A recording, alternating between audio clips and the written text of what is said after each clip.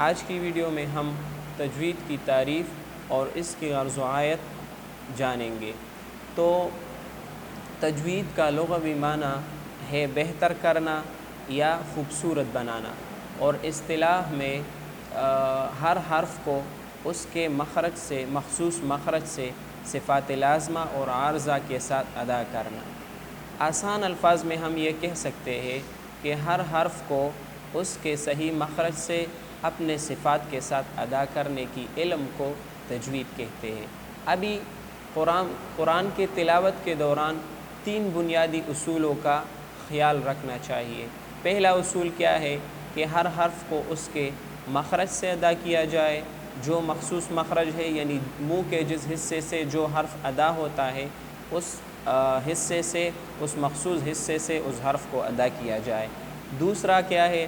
دوسرا اصول یہ ہے کہ اس کے صفات کا خیال رکھا جائے، یعنی صفات لازمہ اور عارضہ، یہ آگے پڑھیں گے۔ مطلب جس حرف کی جو صفت ہو اس صفت کا خیال رکھا جائے۔ تیسرا اصول یہ ہے کہ اس کے جو قواعد ہے رکنے کے، جو قواعد ہے دوبارہ شروع کرنے کے، یعنی اوقاف کے علم جاننے کا اصول، کہ اوقاف کے علم آپ جانیں کہ کہاں رکنا ہے، کہاں سے دوبارہ شروع کرنا ہے۔ تو یہ تھے ہمارے ساتھ 3 بنیادی اصول۔ ابھی ہم عرض و آیت کی طرف آتے ہیں۔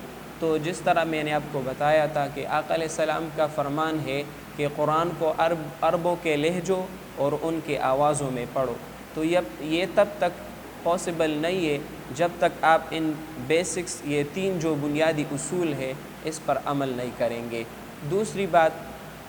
دوسرا غرض یہ ہے کہ اس تلاوت کے دوران آپ لحن جلی اور لحن خفی سے خود کو محفوظ رکھیں۔ تیسرا غرض یہ ہے کہ قرآن کی تلاوت جب آپ کریں گے اور ان اصولوں کا خیال رکھیں گے تو اس کا اثر دلوں پر ہوگا، لوگوں کے دلوں پر اس کا اثر ہوگا اور لوگ اس سے مستفید ہو سکتے ہیں۔ اللہ کرے کہ ہم تلاوت قرآن کو اسی طرح کریں جس طرح اس کا حق ہے۔ اور آقا علیہ السلام فرماتے ہیں القرآن حجۃ لک او علیک، یعنی یہ قرآن قیامت کے دن آپ کے لیے دلیل ہوگا یا آپ پر دلیل ہوگا۔ اس کا مطلب یہ ہے کہ قیامت کے دن یہی قرآن آپ کے لیے شفاعت کا باعث بن سکتی ہے، یا اگر آپ نے اس سے منہ پھیرا ہو دنیا میں تو یہ آپ کے اگینسٹ جا سکتا ہے۔ اللہ ہمیں تلاوت قرآن سے محبت اور اس پر عمل کرنے کی توفیق عطا فرمائے۔ جزاکم اللہ خیرا۔